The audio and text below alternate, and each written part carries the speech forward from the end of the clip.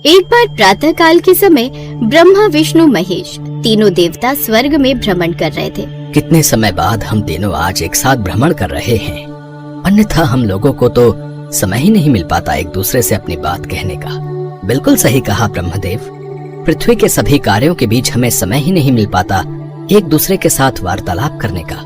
इसीलिए तो मैंने आप दोनों को आज सुबह सुबह यहाँ पर बुलाया, ताकि हम इस वन में भ्रमण कर सकें और एक दूसरे के साथ वार्तालाप कर सकें। सृष्टि के कार्य हेतु हम तीनों व्यस्त भी तो रहते हैं, इसलिए हम तीनों समय कहाँ निकाल पाते हैं। ठीक कह रहे हैं ब्रह्मदेव। बहुत समय से हम तीनों ने एक साथ मिलकर कोई भव्य आयोजन नहीं किया। क्यों न हम तीनों मिलकर एक भव्य आयोजन करें, जिसमें सभी देवी देवताओं को भी बुलाया जाए। विष्णु जी का विचार तो बहुत अच्छा है। सभी देवी देवता भी अपने अपने कार्यों में व्यस्त रहते हैं, सभी मिलकर कुछ समय साथ बिताएंगे। मुझे भी ये सुझाव अच्छा लग रहा है। ठीक है, तो हम सब मिलकर एक भव्य समारोह रखते हैं, जिसमें सभी देवी देवताओं को निमंत्रण दिया जाएगा। ब्रह्मा, विष्णु, महेश तीनों देवता एक उत्सव के आयोजन की योजना बनाते हैं। जब नारद मुनि को पता चलता है कि त्रिदेव ऐसा कुछ विचार कर रहे हैं, तो वो तुरंत उनके सामने उपस्थित होते हैं। नारायण नारायण, मैंने सुना है ब्रह्मा, विष्णु, महेश तीनों देवता मिलकर किसी पार्टी का आयोजन कर रहे हैं। बिल्कुल सही सुना है देवर्षि नारद। अगर पृथ्वी वासियों की भाषा में कहा जाए तो हम तीनों देवता एक पार्टी का ही आयोजन करने वाले हैं, और इस उत्सव में सभी देवी देवता आ रहे हैं। देवर्षि नारद, आपको भी इस पार्टी के प्रबंध के लिए हमारी सहायता करनी होगी। सभी को निमंत्रण देने हैं, पार्टी की व्यवस्था करनी है। आप सब कर लेंगे ना? प्रभु, उत्सव और समारोह के लिए तो मैं सदैव तत्पर रहता हूँ। आप चिंता न करें, मैं सब कुछ संभाल लूंगा। बस आप मुझे आज्ञा दीजिए कि मुझे करना क्या है। सबसे पहले निमंत्रण भिजवाना होगा। देवर्षि नारद, आप किसी अन्य देवता की सहायता से सभी देवी देवताओं को पार्टी में आने का निमंत्रण दे दो। प्रभु, दैत्यों को भी बुलावा देना है क्या? क्योंकि दैत्य भी तो सदैव आपकी तपस्या करते रहते हैं और तरह तरह के वरदान प्राप्त करते हैं। आप बताइए कैसे करना है? बुला लेते हैं, बुलाने में क्या हर्ष है। हाँ, बुलाने में तो कोई समस्या नहीं। बस असुर मर्यादा में रहें, कोई माया न करें, वरना सारे उत्सव में विघ्न पड़ जाता है। क्योंकि उत्सव में विघ्न डालने में वो सबसे आगे रहते हैं। प्रभु, आप तीनों त्रिदेवों के होते हुए दैत्यों में इतना साहस कहाँ कि वो कोई चालाकी कर सके। मैं सबको निमंत्रण दे देता हूँ।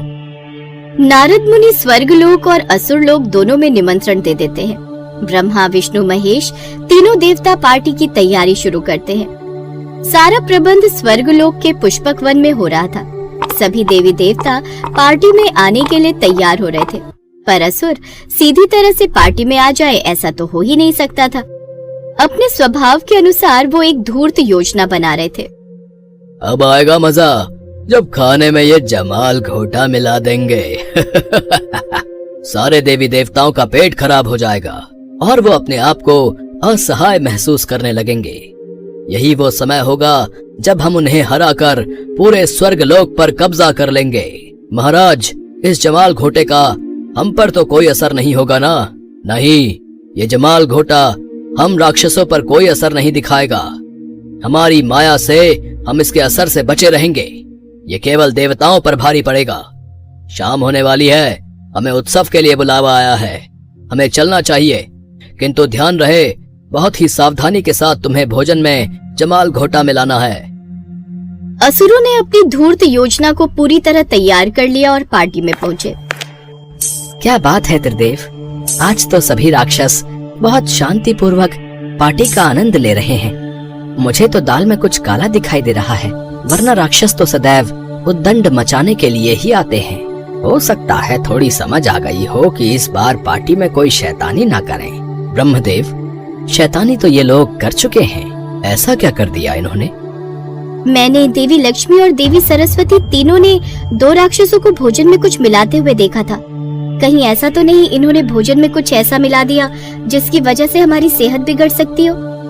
स्वामी, आप कुछ कीजिए, भोजन तैयार है, पार्टी शुरू हो चुकी है। सभी देवी देवता और उनके परिवार पार्टी का आनंद ले रहे हैं और भोजन भी शुरू हो जाएगा। आप चिंता न करें, हम त्रिदेवों के होते हुए ये पार्टी खराब नहीं होगी। राक्षसों ने जो सोचा है उसका उल्टा होगा। राक्षसों ने भोजन में जमाल घोटा मिलाया है। बस वो यही सोच रहे हैं कि इस जमाल घोटे का असर हम पर होगा। किंतु ऐसा कदापि नहीं। जो दूसरों के लिए गड्ढा खोदता है वो स्वयं उसमें गिरता है, यही सत्य है। राक्षसों ने हमारे लिए बुरा सोचा है, किंतु अब उनके साथ बुरा होगा, क्योंकि जो दूसरों का बुरा सोचते हैं उनके साथ स्वयं बुरा होता है।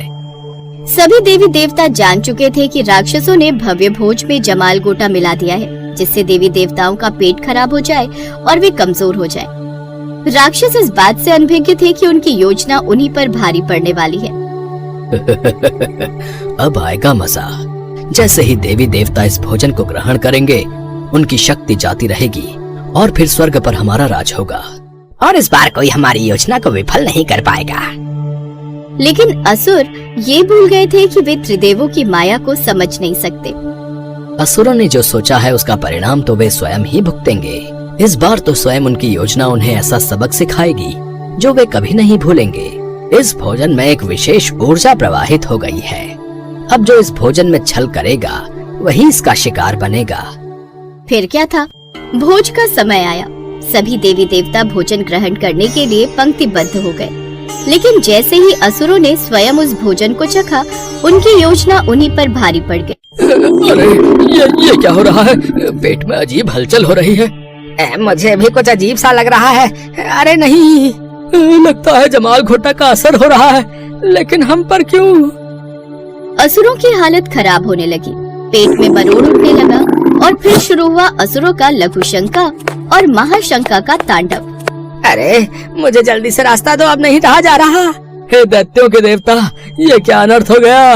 मैं तो बार बार भाग रहा हूँ, अब तो दम निकल जाएगा।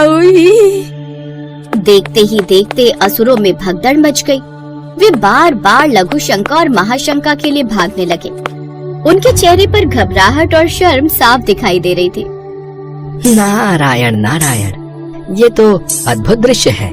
असुर तो अब युद्ध भूलकर शौचालय ढूंढ रहे हैं। छल और धूर्तता का यही परिणाम होता है देवर्षि नारद। अब इन्हें समझ में आ जाएगा कि देवताओं के उत्सव में विघ्न डालने की क्या सजा होती है। जब तक ये भागते रहेंगे, स्वर्गलोक में शांति बनी रहेगी। असुरों को अपनी गलती का एहसास हो गया। वे त्रिदेवों के सामने उपस्थित होकर हाथ जोड़कर क्षमा मांगने लगे। हे त्रिदेव, हमसे भारी भूल हो गई, कृपया हमें क्षमा कर दें। अब हम दोबारा कभी ऐसी धूर्तता नहीं करेंगे। असुरों, तुम्हारी ये दशा देखकर दया तो आ रही है, लेकिन ये तुम्हारे कर्मों का फल है। यदि दोबारा तुमने ऐसी कोई धूर्तता की तो ये परिणाम और भी भयंकर होगा। अब तुम वापस जाओ और अपनी मर्यादा में रहना सीखो। असुरों ने त्रिदेवों को वचन दिया और वहाँ से भाग खड़े हुए। नारायण नारायण, अब स्वर्गलोक में शांति और आनंद का माहौल है। और अब जब विघ्न समाप्त हो गया है तो क्यों ना हम सब मिलकर इस भव्य आयोजन का आनंद लें। बिल्कुल सही कहा।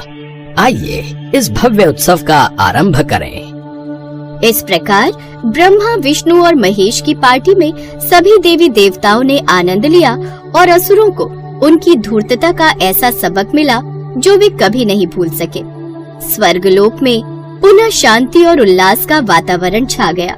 इस प्रकार की रोचक कहानियों को सुनने के लिए हमारे इस चैनल को लाइक, शेयर और सब्सक्राइब करें और हाँ, बेल आइकन जरूर दबाएं ताकि रोचक कहानियों का नोटिफिकेशन सबसे पहले आप तक पहुँचे। नमस्कार।